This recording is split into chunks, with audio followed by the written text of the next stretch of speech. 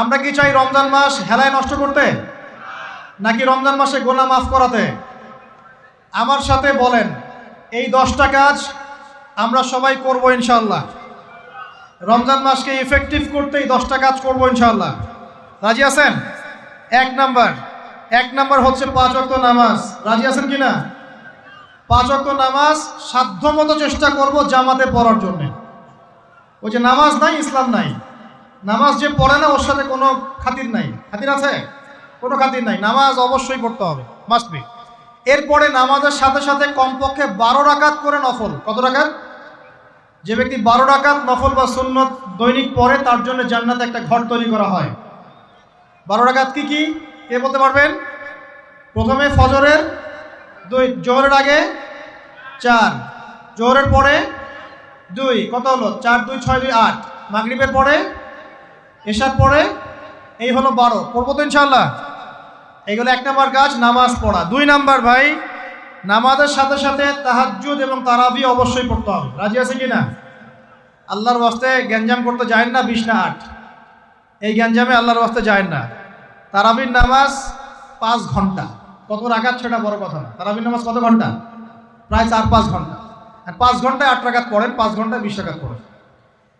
কি বুঝতে পারছেন কথা? নবী সাল্লাল্লাহু আলাইহি ওয়াসাল্লাম তারাবির নামাজ কত লম্বা পড়েছেন? 1 ঘন্টা। কতক্ষণ পর্যন্ত? সাহাবীরা কি বলছেন?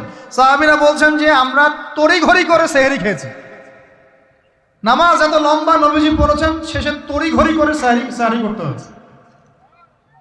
তা নবী সাল্লাল্লাহু আলাইহি ওয়াসাল্লামের 2 রাকাত নামাজ কত লম্বা ছিল। আমরা এখন নামাজের রাকাত সংখ্যা নিয়ে যত বেশি ঝগড়া করি, কোয়ালিটি নিয়ে এত ঝগড়া করি না। কোয়ালিটি ইম্পর্টেন্ট না? আমার নামাজটা কত সুন্দর হচ্ছে, কত লম্বা হচ্ছে, কত ধীর স্থির হচ্ছে, এই নামাজে আমি ধীর স্থিরভাবে কোরআন শুনবো, বুঝবো, চোখ দিয়ে পানি ঝরবে, এগুলো ইম্পর্টেন্ট না? মক্কা মদিনায় গিয়ে দেখেন, যারা এখন উমরা করতে গিয়েছেন অনেক, তারা সৌভাগ্যবান। তারাবির নামাজ নর্মাল এমনি যে কোনো নামাজেই, তারাবির নামাজ তো আরো বেশি। দাঁড়ালে আপনার চোখ দিয়ে পানি পড়তে বাধ্য। মধুর তেলাওয়াত, লম্বা কেরাত। ফজরের নামাজ মিনিমাম 20 মিনিট। ফজরের নামাজ 15 থেকে 20 মিনিট। আর আমরা তো 3G 4G 5G মাশাআল্লাহ। কোনো কোনো মসজিদে 6G, মানে সূরা ফাতিহা শুরু হয়, ওই শেষে গেলে দলিন শেষ, মানে আর কিছু বুঝলাম না মাঝখানে কিছু। এগুলো কি নামাজ? আমরা তো নামাজ পড়তেই ভাই দুনিয়াতে আসছি, নাকি?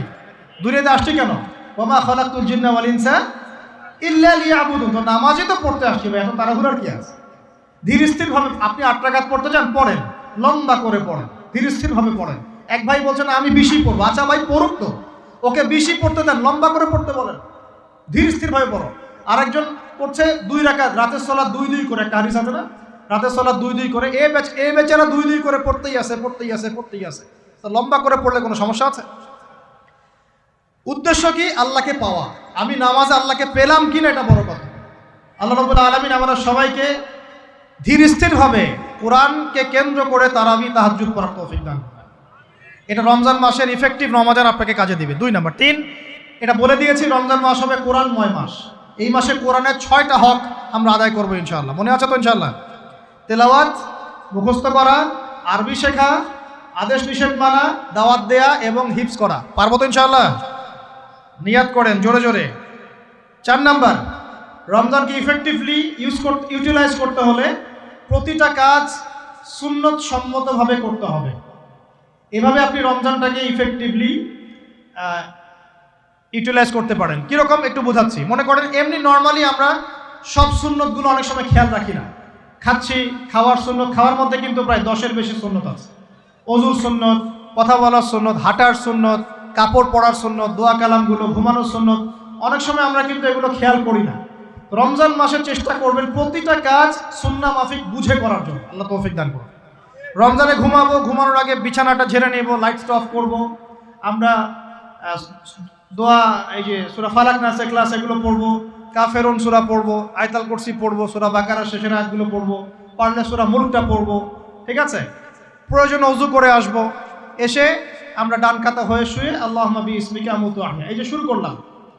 ঘুম থেকে ওঠা, ওযু করা, ওয়াশরুমে যাওয়া, খাওয়া দাওয়া করা, মসজিদে যাওয়া, নামাজ, জিকির, তাসবিহ, তাহলিল, ব্যবসা বাণিজ্য, এগুলো সব কিছু সুন্নত নাই?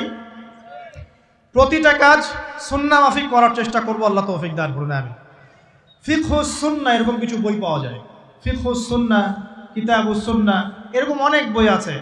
আরবি থেকে বাংলা অনুবাদ হয়েছে, বাংলাদেশের ওলামায়ে কেরামও লিখেছেন। এরকম সুন্নাহ শেখার কিছু বই কিনে নেবেন, কিনে নিয়ে প্রতিটা কাজ কিভাবে করলে সুন্নত হয় পড়ে দেখবেন। পারবেন তো ইনশাআল্লাহ? আল্লাহ পাক তৌফিক এনায়েত করুন বলি আমিন। এটা কত বললাম? 3 নাম্বার। 4 হচ্ছে দান সাদাকা বেশি বেশি করা। রমজানে দান সাদাকা বেশি বেশি করা। আল্লাহ রাসূল সাল্লাল্লাহু আলাইহি ওয়াসাল্লাম রমজানে রহমতের বাতাসের চাইতেও বেশি বেশি দান করতেন। আমরা পারবো কিনা ইনশাআল্লাহ? দেখেন, আমি একটা কথা বলি, দান করার জন্যে সম্পদ লাগে না, দান করার জন্য কলিজা লাগে। কি লাগে?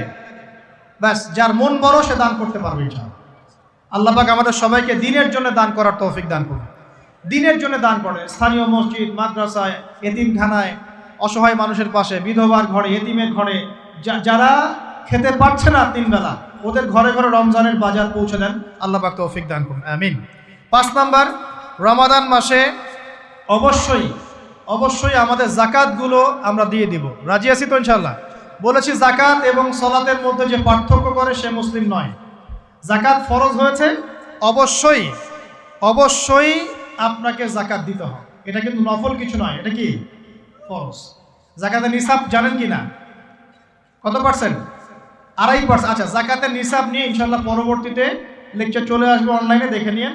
এছাড়া ফিকহুস জাকাত কিছু প্রোগ্রাম আসবে, অনলাইনে দেখে নেবেন ইনশাআল্লাহ। আল্লাহ রাব্বুল আলামিন আমাদের সবাইকে জাকাতগুলো দেওয়ার তৌফিক দান করুন। শুধু জাকাত যদি আমরা ঠিকঠাক মতো দিতাম, একজন মানুষও সমাজে না খেয়ে মারা যেত।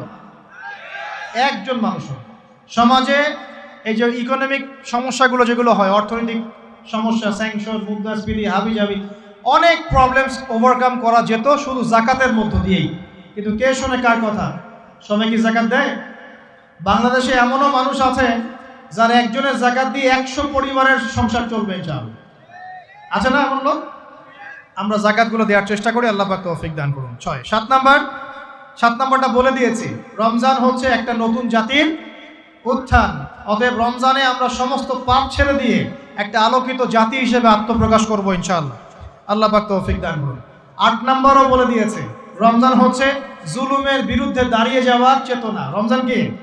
ওই যে বদরের যুদ্ধ, জুলুমের বিরুদ্ধে দাঁড়িয়ে যাওয়ার চেতনা হলো রমাদান। তাই সর্বস্তরের জুলুমকে আমরা রমজান মাসে রুখে দেওয়ার চেষ্টা করবো ইনশাআল্লাহ। আল্লাহ পাক তৌফিক দান করুন। শুরুটা হবে কোথা থেকে? নিজের থেকে। আমার নিজের মধ্যে কি কি জুলুম আছে আমি আগে দেখব, আমি কার কার উপর জুলুম করেছি এটা আগে দেখব, এগুলো আগে প্রতিহত করব, তারপরে আমি ইনশাআল্লাহ তাআলা পরবর্তী দিকে ফোকাস করব। 9 নাম্বার খুব ইম্পর্টেন্ট। 9 নাম্বার আর 10 নাম্বারটা বেশি ইম্পর্টেন্ট। 9 নাম্বার হচ্ছে রোজা রাখা মানে আমরা অনেকেই মনে করি যে না খেয়ে থাকা আর কি পানি ছেড়ে দেওয়া। অনেকেই মনে করি এটা রোজা মানে আমাকে না খেয়ে থাকতে হবে আর পানি ছেড়ে দেওয়া লাগবে, স্ত্রী সহবাস ছেড়ে দেওয়া লাগবে। কিন্তু এর চেয়ে বেশি ইম্পর্টেন্ট একটা বিষয় আমরা ভুলে যাই, সেটা হলো রমজান মাসে রোজা রাখার অর্থ হচ্ছে আল্লাহ পাকের সমস্ত কবিরা সগীরা গুনাহ ছেড়ে দেওয়া। রোজা রেখেছি, গীবত করলাম, রোজা হবে কিনা? রোজা রেখেছি, মিথ্যা কথা বলছি, হবে রোজা? রোজা রেখে ওই ভদ্রলোক সুদ খাচ্ছে, রোজা হবে?